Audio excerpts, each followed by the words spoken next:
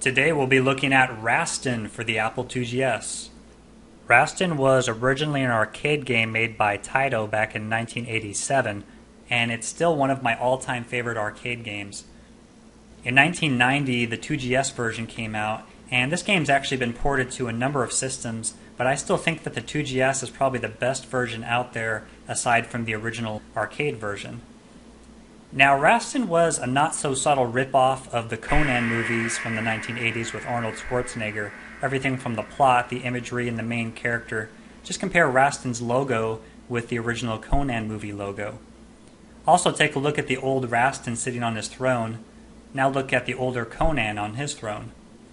But seriously, who cares if they stole some ideas from Conan as long as the game is good, and this game kicks ass. So, not much to say as far as the plot. You're supposed to save a kingdom from a foul dragon and his evil minions. The gameplay is the very definition of hack and slash. There are several weapon upgrades in each level that will increase your attack range and power. The most powerful of these upgrades is the flame sword that will pretty much make you invincible as long as you keep shooting and avoid fireballs and other obstacles. Sort of like the spread gun in Contra, once you get this weapon you don't want to replace it. Unfortunately, weapon upgrades only last about 30 seconds or so. Now your life bar is pretty graphic. It's a heart, but not some cheesy Valentine heart. No, I mean this is a Rastan game we're talking about. This is an actual human heart, and it pumps faster as your life bar runs low. Sometimes enemies will leave an item behind after you kill them. Most of these items are pretty useless, but sometimes they'll leave stuff behind like armor or health, a shield, or maybe even an extra life if you're lucky. Now each level has 3 sections. The first one takes place outside, the second section takes place inside a castle, and the third section is the level boss.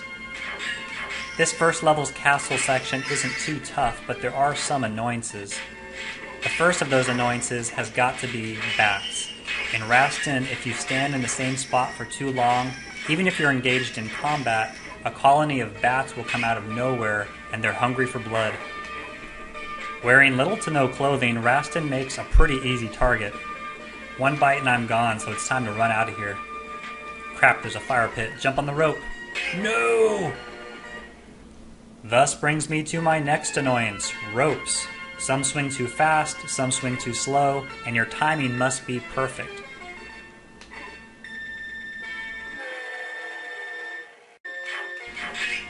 So once you've hacked your way through the castle and avoided blood-sucking bats and jumped over fire pits, you'll make your way to the boss's lair. Now the first boss is really easy, just go right up to him and continuously slash at him and avoid his flying daggers.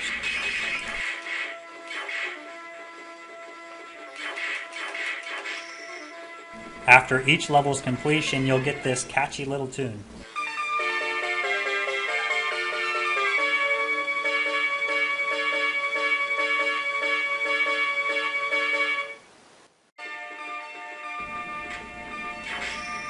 In level 2, you're out in some forest. The snakes camouflage perfectly with the grass, making them incredibly difficult to spot until it's too late.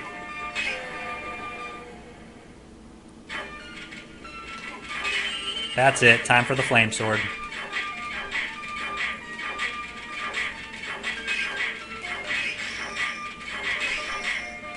Sometimes the best strategy in this game is to just run like hell.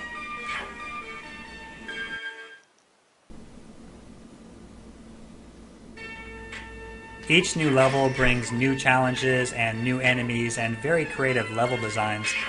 The fact that this game runs so smoothly on a stock 2GS running at 2.8 MHz is a true testament to the game's programmer.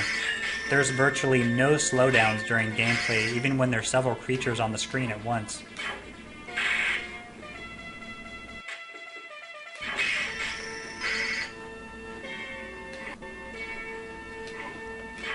Along with new enemies, we're also going to see many of the same old ones, and unfortunately that includes bats.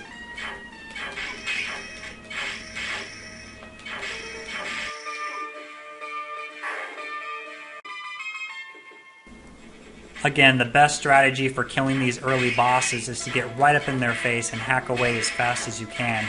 If you hesitate too long, they'll waste no time in killing you.